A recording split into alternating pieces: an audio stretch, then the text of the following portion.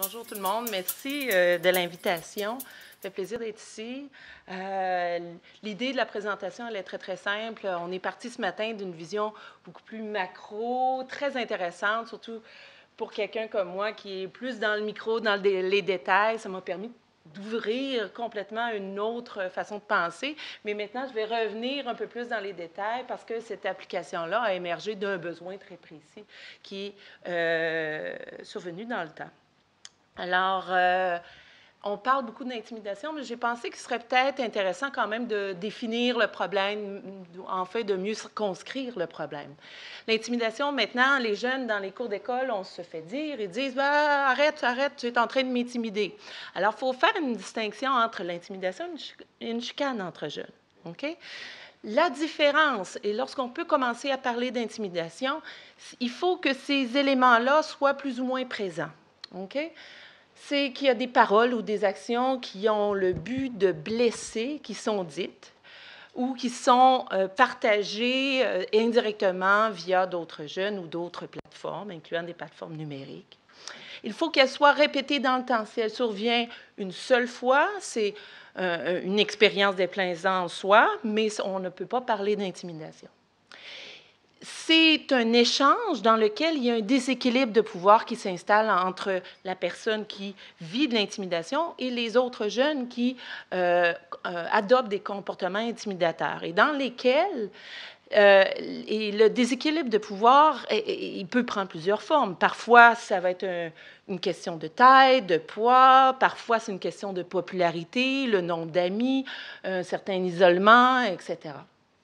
Et il en vient que la victime perçoit qu'il pourrait être très difficile pour elle de s'en sortir. Alors, à ce moment-là, on commence de parler d'intimidation. Une statistique qui est très, très, très conservatrice identifierait qu'à peu près 13 % des jeunes Canadiens vivraient de l'intimidation, et ce, d'une façon fréquente, donc quelques fois par semaine. Maintenant, est-ce que c'est un problème ou ça fait partie d'un rite de passage de l'adolescence? Est-ce que c'est quelque chose qu'on doit s'attendre à vivre, il ne faut pas en faire trop de cas? Ou au contraire, est-ce que c'est vraiment un problème qui est associé à un risque de souffrir de certaines conséquences liées à cette expérience-là? Et là, depuis, je vous dirais, une dizaine, quinzaine d'années, on commence, via des études populationnelles de différentes cohortes à travers le monde, à identifier, en exerçant vraiment un contrôle sévère pour des facteurs confondants, que ces expériences de vie-là sont associées à un ensemble de difficultés, dont des problèmes émotifs comportementaux, un rendement sous-optimal ou pas aussi élevé que ce à quoi le jeune serait capable de donner, faible d'estime de soi, des difficultés dans les relations sociales, et ça, là, je parle d'un point de vue prédictif, bien au-delà de ce qui est vécu au moment de l'intimidation, et des problèmes de santé physique et mentale.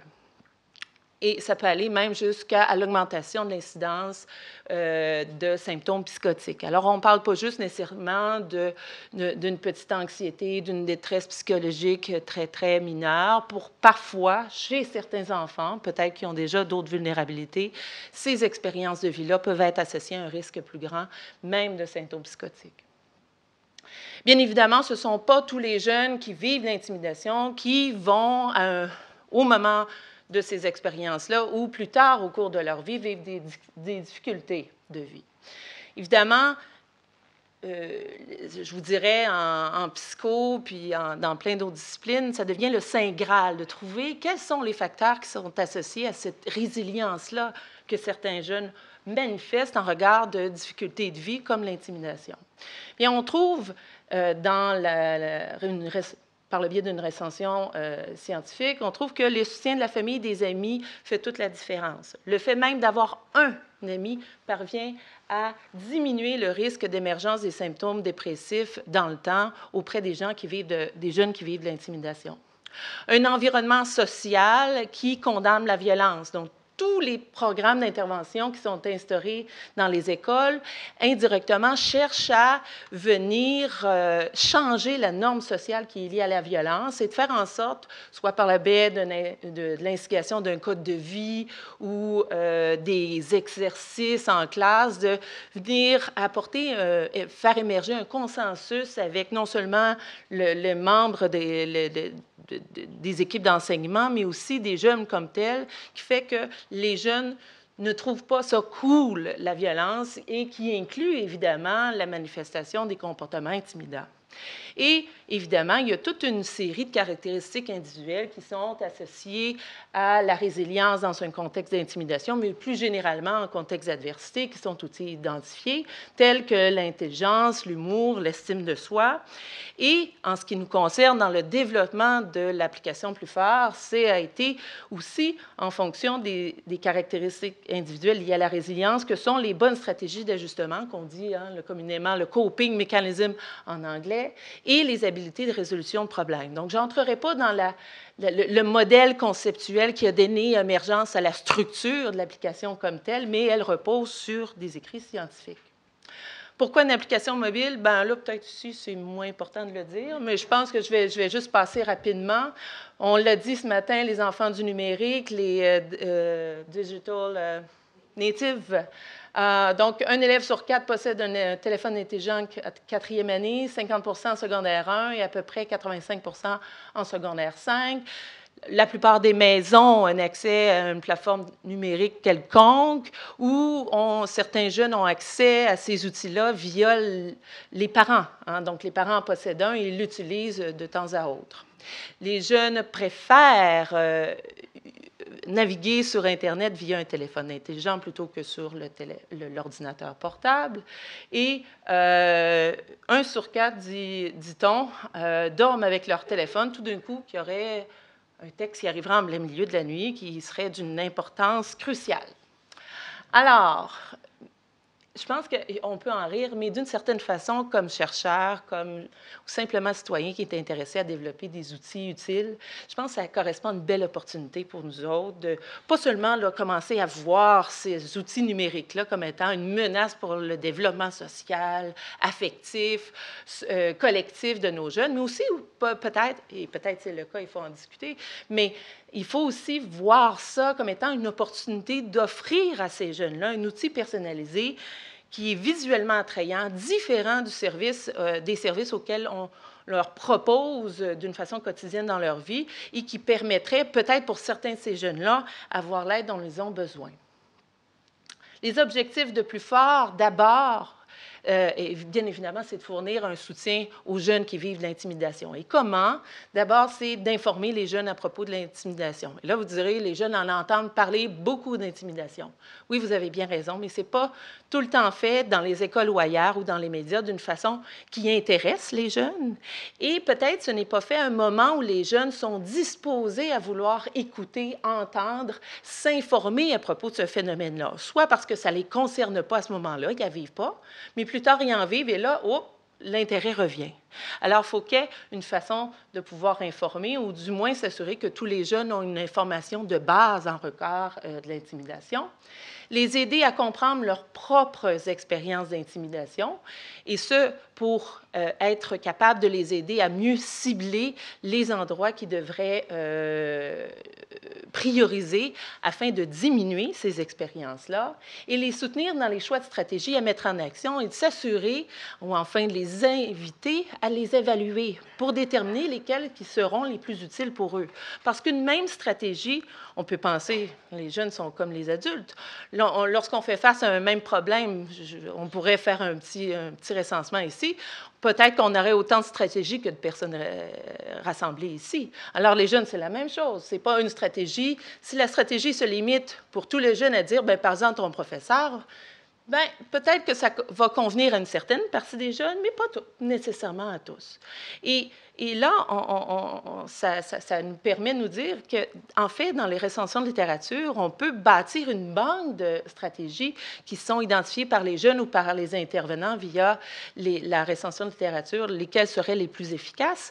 Mais d'une certaine façon, on en sait très peu sur quelles sont les stratégies les plus efficaces en regard d'un certain profil de victimisation, en regard d'un certain profil de jeunes. Alors, le one size fit all, je pense que le temps est révolu. Donc, je reviens pour vous montrer un petit peu le visuel de l'application. Informer, oui, mais pas par le biais de textes très longs à lire. Il faut que ça soit attrayant, il faut que ça soit dynamique. Alors, on a invité toute une série de personnalités jeunesse à venir enregistrer des petites capsules vidéo. Il y en a 10 en tout, pour donner une information, évidemment, juste et objective de ce à quoi était l'intimidation.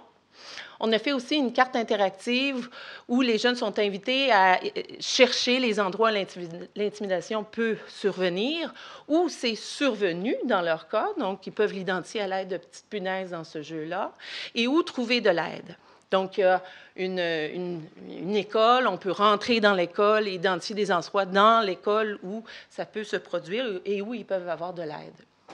Maintenant, comprendre, vous direz, les jeunes, ils savent très bien qu'est-ce qu'ils vivent. Oui, mais il y a une certaine partie des jeunes qui ont tendance à surestimer les expériences d'intimidation vécues, à penser que ça survient partout, tout le temps, en tout temps, alors que, dans certains cas, c'est circonscrit à certains moments de la journée ou dans certains lieux comme la cafétéria ou dans l'autobus ou des choses comme ça, alors que d'autres jeunes ont tendance à minimiser les expériences qu'ils vivent. Ils disent « Ah, ben non, ça, dans le fond, il me taquine, mais ce n'est pas vraiment de l'intimidation » ou à croire que l'expérience n'est pas si importante.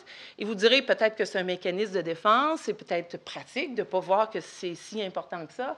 Oui, mais si on ne voit pas qu'il y a un problème, on ne voit pas la pertinence d'initier une démarche de changement qui fait en sorte qu'on va adopter des stratégies, expérimenter des stratégies pour faire en sorte que l'intimidation diminue. On parle de stratégie, il y en a tout près d'une 50aine d'identifiées et on la décrit lorsqu'on perçoit que c'est des stratégies qui pourraient ne pas être aussi efficaces qui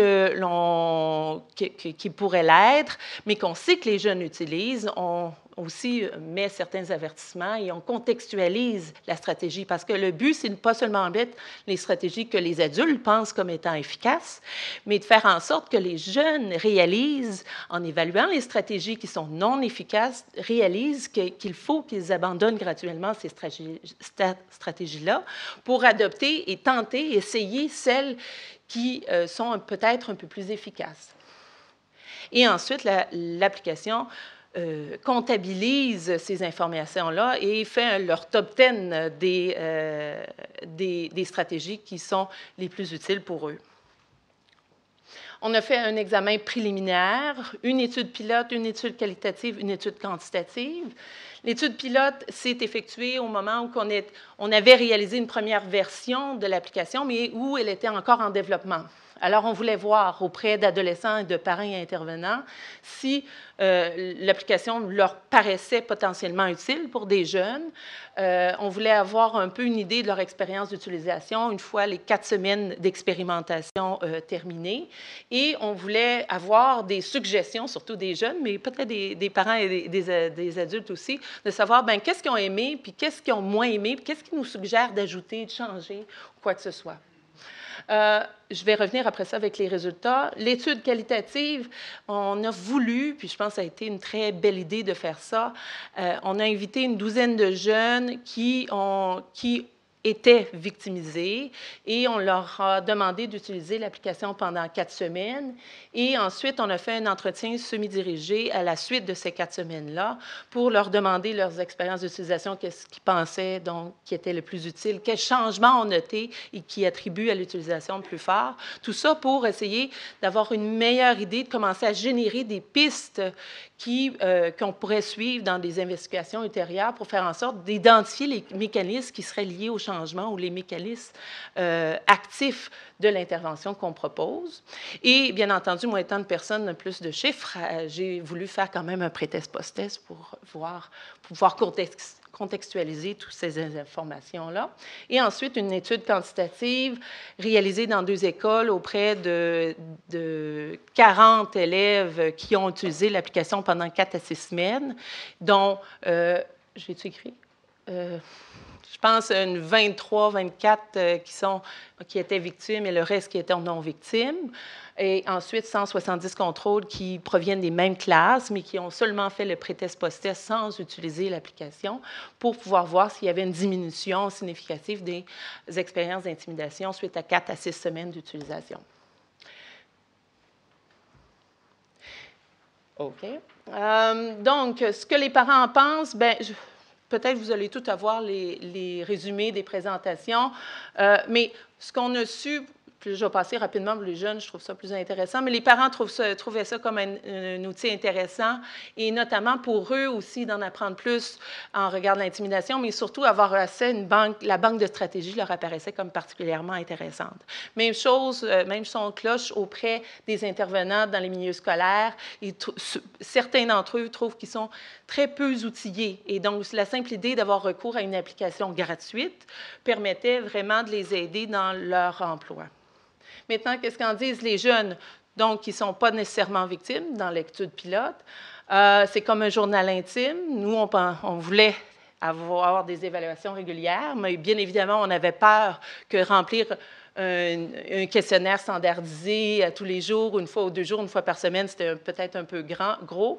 Au contraire, les jeunes ont vite reconnu les questions qui sont très courtes et le fait de pitonner rapidement, ils aimaient ça. Alors, ce n'était pas un problème. Un autre jeune nous a dit, on en a parlé 3 heures à l'école, j'en ai appris plus, plus fort dans 5 minutes. Alors, c'est quelque chose qui était plaisant. Et peut-être ça répond plus à une question de plateforme ou question de présentation de l'information. Il faut voir, là, qu'est-ce qui explique ce résultat-là. Maintenant, ce que les jeunes victimes en pensent, par le biais de l'étude qualitative. Donc, avec les graphiques, j'ai vu que j'avais besoin d'aide. Parce que tu ne veux pas l'admettre, mais là, je vois que ce n'est pas juste pour rire. Donc, tantôt, je parlais d'une tendance à vouloir sous-estimer pour certains jeunes ce qu'ils vivent. Bien, le fait d'avoir quelque chose d'objectivable qui est généré directement par le biais de leurs évaluations répétées, ça leur permet de voir, et là, il y a quelque chose qui se passe, et on m'invite de faire quelque chose pour pouvoir réagir à ces expériences-là. Peut-être un autre. Avant Plus fort, je me sentais découragée. Je suis encore en rentrant de la maison, mais avec Plus fort, avec les stratégies, ça me donne de l'espoir. Parce que les jeunes ont identifié le fait de pouvoir utiliser le menu déroulant puis voir que c'était long. Hein? Ça les encourage bien gros. Les parents nous ont dit, il y a peut-être trop de stratégies.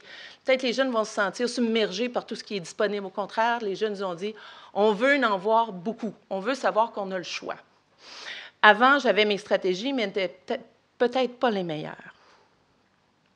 Alors maintenant, là, je vous mets, c'est 12 jeunes. Alors, il faut prendre les inférences statistiques avec un certain grain de sel, mais ça nous permet quand même de venir commencer à décrire ce qu'on voit. Donc, à votre gauche, vous avez sur l'axe des Y l'intimidation vécue telle que rapportée par un outil standardisé. Avant l'utilisation de Plus fort, elle est supérieure à la barre noire que vous voyez, qui correspond au seuil identifié par le questionnaire comme étant typique d'une victimisation modérée à sévère. Alors, elle l'est pour nos jeunes qu'on a sélectionnés en ce sens, donc ce n'est pas tellement surprenant, mais plus intéressant encore, après 4 semaines d'utilisation, ça baisse pour la moyenne des 12 jeunes en dessous de ce seuil-là, et je vous dirais que ça l'a baissé pour environ 75% des participants en dessous de ces seuils-là. C'est sûr que ça ne fonctionne pas pour tout le monde. Et je ne pense pas que l'idée de construire et de développer un outil, c'est nécessairement fait pour répondre similairement à tous les jeunes, mais il faut s'assurer qu'en moyenne, les jeunes ont la possibilité de penser que ça leur pourrait être utile. C'était une diminution soi-disant qualitative, bien entendu, avec les limites que ça comporte, avec un petit nombre de sujets comme ça. Ici, ça, c'est l'étude quantitative, donc auprès des victimes qui ont, je ne sais pas si je peux vous aider ici, avant l'utilisation Plus fort, après l'utilisation, diminution significative auprès des victimes modérées à forte d'intimidation. Ici, on a inclus 5 victimes occasionnelles, donc leurs expériences d'intimidation n'étaient pas aussi sévères que les autres que l'on qualifiait comme victimes. On note tout de même une diminution lorsqu'on inclut ce groupe. Auprès des non-victimes qui ont utilisé l'application, on note pas de changement, pas surprenant. Mais auprès du groupe contrôle, on note une petite tendance significative à une diminution, mais elle est en termes de magnitude et donc potentiellement de signification au plan clinique, difficilement comparable à celles qui sont notées pour les victimes qui ont utilisé l'application. Elle est en fait de 11 à 17 fois plus importante pour les victimes qui ont utilisé l'intimidation. Donc, j'ai dit tout ça. Maintenant, on a voulu utiliser les... Oui. On a utilisé non seulement des questionnaires, mais on a utilisé aussi les données qui ont été rapportées directement via l'application. On note, somme toute, le même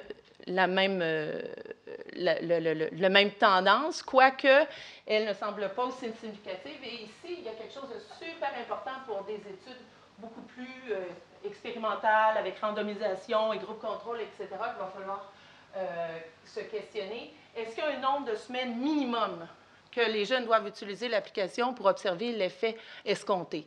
Alors ça, c'est quelque chose comme dans l'examen initial qu'on est en train de faire, qui génère des réponses qui devront être trouvées plus tard.